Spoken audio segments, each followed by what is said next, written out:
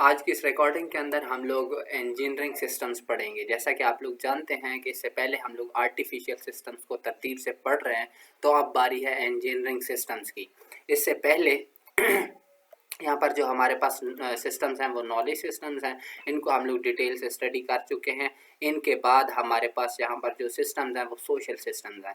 आज हम लोग जिन सिस्टम्स को स्टडी करने लगे हैं वो हमारे पास हैं इंजीनियरिंग सिस्टम्स। इंजीनियरिंग सिस्टम्स कौन से सिस्टम होते हैं? ऐसे सिस्टम्स होते हैं जिन पर जो है इंजीनियर अपने इंजीनियरिंग के कॉन्सेप्ट्स को अप्लाई करके डिफरेंट प्रोडक्ट्स बनाते हैं। अब देखिए जी, इनको डिटेल से स्टडी कर लेते हैं। Products developed by engineers are complex frameworks. ये जो भी प्रोडक्ट्स हैं, जैसे मिसाल के तौर पर सॉफ्टवेयर इंजीनियर सॉफ्टवेयर बनाते हैं, वेबसाइट्स बनाते हैं, ठीक हो गया। इसी तरह से सिविल इंजीनियर बिल्डिंग्स बनाते हैं वगैरह, तो ये इनके प्रोडक्ट्स होते हैं। तो ये एक कॉम्प्लेक्स फ्रेमवर्क्स होते हैं इंजीनियरिंग कॉन्सेप्ट्स के हिसाब से। जो है पहले वो इंजीनियरिंग कॉन्सेप्ट्स के हिसाब से फ्रेमवर्क्स बनाते हैं, ढांचे, साख्ते, स्ट्रक्चर्स बनाते हैं।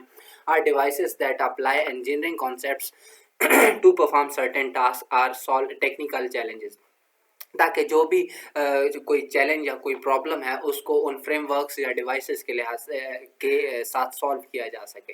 These are some examples of how engineers of various types develop system.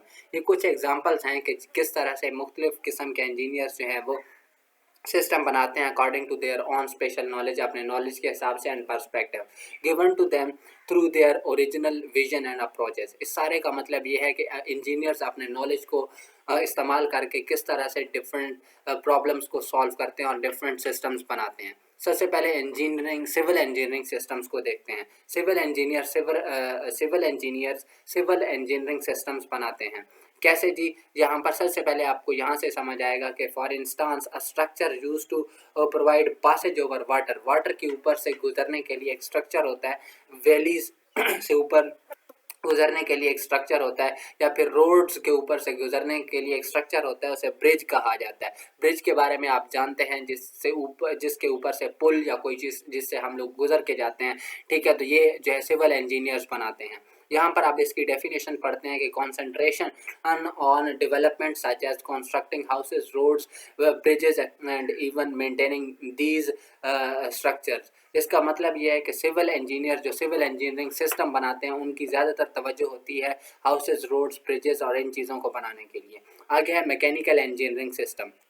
Mechanical engineers जो होते हैं वो मैकेनिकल इंजीनियरिंग सिस्टम्स बनाते हैं या फ्रेमवर्क्स बनाते हैं, जो कि क्या करते हैं, engage in planning and creating devices that make utilize of forces from outside to accomplish work. किसी भी काम को करने के लिए जो बाहर की किसी फोर्स को इस्तेमाल करते हैं, जैसा कि किसी चीज़ को उठाने के लिए रोबोट की आर्म को इस्तेमाल करना या रोबोट्स को इस्तेमाल करना।